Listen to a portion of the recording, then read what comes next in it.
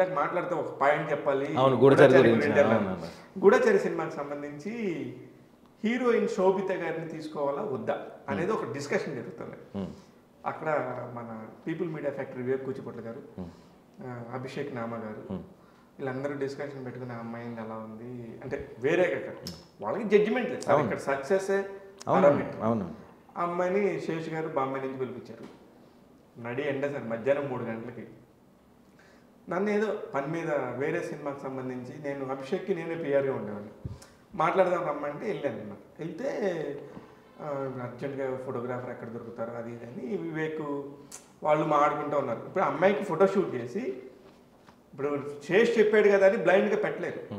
అక్కడే అభిషేక్ నామా ఆఫీస్లోనే editing suit పక్కన మహారాజా చాట్ పక్కన ఇంకా అన్నీ జరుగుతూ ఉన్నాయి. ఇంకా అందరు మాట్లాడుకుంటున్నారు. నేను అప్పటికి సైలెంట్గా ఉండకుండా సరే ఏదో ఒక సమస్యలో ఉన్నారు పాపం అందరూ మనవాళ్ళే, ఫోటోలే ఉంది నేను ఎప్పుడైనా తీస్తా కదా, నేను ఐ హ్యావ్ కెమెరా అని శివ గారు ఉన్నారు కదా చేపిద్దామంటే ఇంకప్పుడు కిందకి తీసుకెళ్ళి గోడ పక్కన కింద కూర్చోబెట్టి శోభితని నేను ఉన్నాను అక్కడ.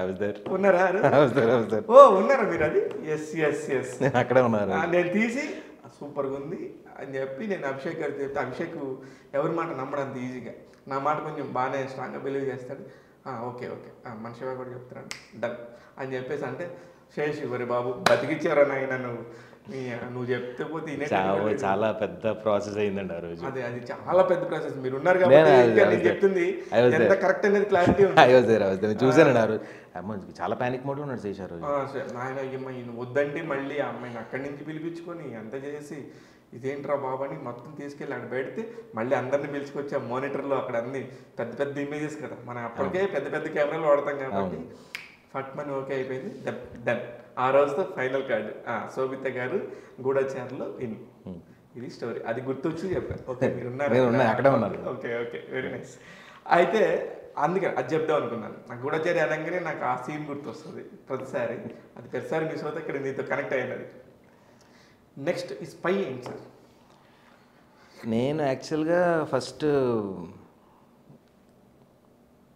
లాక్డౌన్ టైంలో ఫస్ట్ స్టార్టింగ్ నేను అశ్వత్థామ నుంచి మొదలు పెట్టాలండి. అసలు చెప్పండి. నాగశౌర్య గారి సినిమా దగ్గరుండి చూడమన్నారు, దగ్గరుండి చేసుకున్నాం, అంతా బాగానే ఉంది. లాస్ట్లో సంథింగ్ హ్యాపెండ్, అది పక్కకు పెడితే హాఫ్ వే డౌన్ ఇంకా టువర్డ్స్ ఇంకా రిలీజ్ దగ్గరలో ఏమైంది ఏం లేదు సార్. లాస్ట్లో మ్యూజిక్ డైరెక్టర్ మారాడు అంతే. ఇప్పుడు మేము బేసిక్గా శ్రీచరణ్ తోటి మ్యూజిక్ డిజైన్ చేయించుకుని దాని ప్రకారంగా కట్ చేసాం. వీడు గాంగ్స్ అండ్ ఇవి ఎక్కువ వాడి డ్రమ్స్ కట్ దాని మీద ఉంది, ఆన్ బీట్ కట్ ఉంది. మ్యూజిక్ డైరెక్టర్ మారాడు, కట్ అదే ఉంది, కింద డ్రమ్స్ గాంగ్స్ వెళ్ళిపోయి స్ట్రింగ్స్ వచ్చాయి. కూర్చోలే, ఫ్లో మారిపోయింది, మొత్తం ఫీల్ మారిపోయింది. అది అలా వెళ్ళిపోయింది. ఈ ప్రాసెస్లో ఒకరోజు రాత్రి శౌర్య గారు ఫోన్ చేసి అర్జెంట్గా రావాలి మీతో మాట్లాడాలి. నేను ఏమైపోయిందని ప్యానిక్లో పరిగెట్టా. వెళ్తే అప్పటికే నెక్స్ట్ ఆఫ్టర్ అశ్వత్థామ ఏం చేద్దాం అన్న ఒక థాట్ ప్రాసెస్లో ఉంది ఆ ప్రొడక్షన్ అంతా.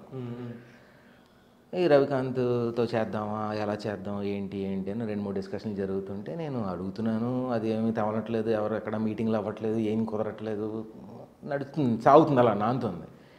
ఆ రోజు రాత్రి పిలిచినప్పుడు మరి కథ రెడీగా ఉందా అన్నాడు.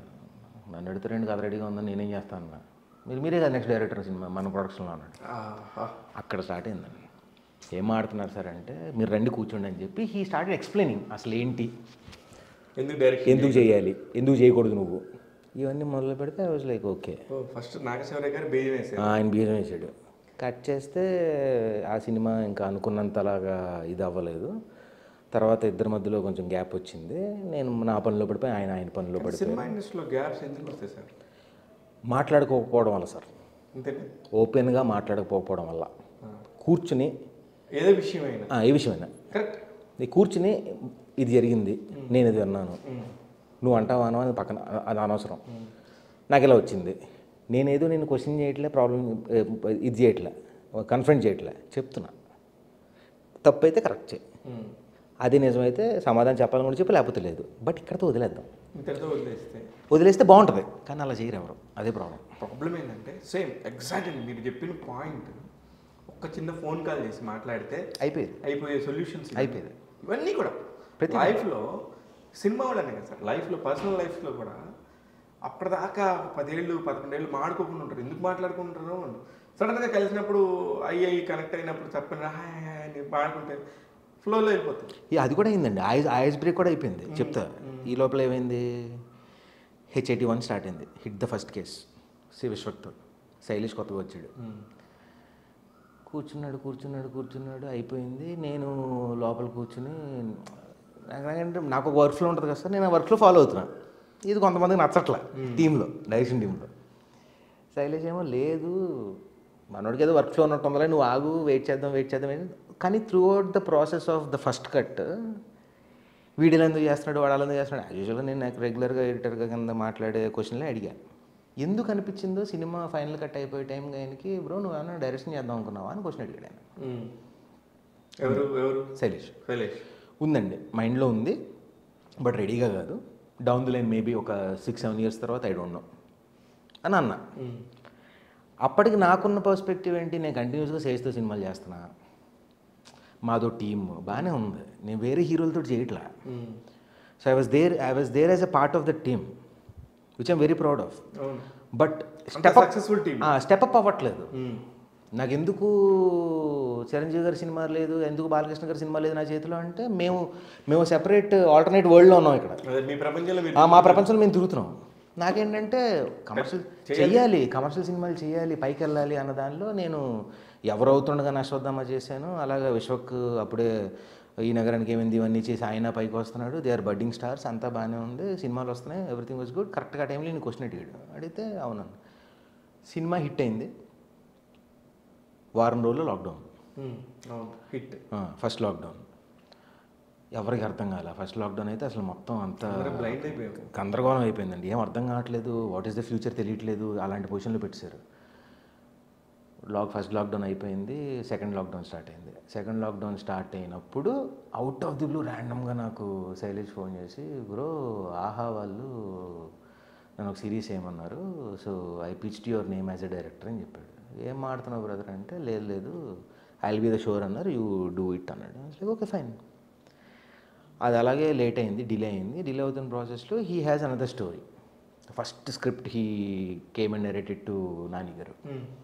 ఆ కథను బయటికి తీసాడు. నాని గారికి ఫస్ట్ చెప్పిన కథ అది బయటికి తీసి, నువ్వు ఇది చేయాలి, దీని గురించి నీకు ఫోన్ వస్తుంది అన్నాడు.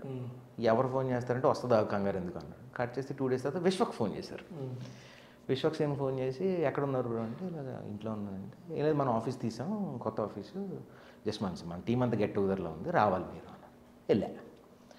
వెళ్ళడమే శైలేష్ వచ్చి, ఇదిగో హిట్ సెకండ్ కేసు స్క్రిప్ట్ అని చెప్పి చేతిలో పెట్టాడు.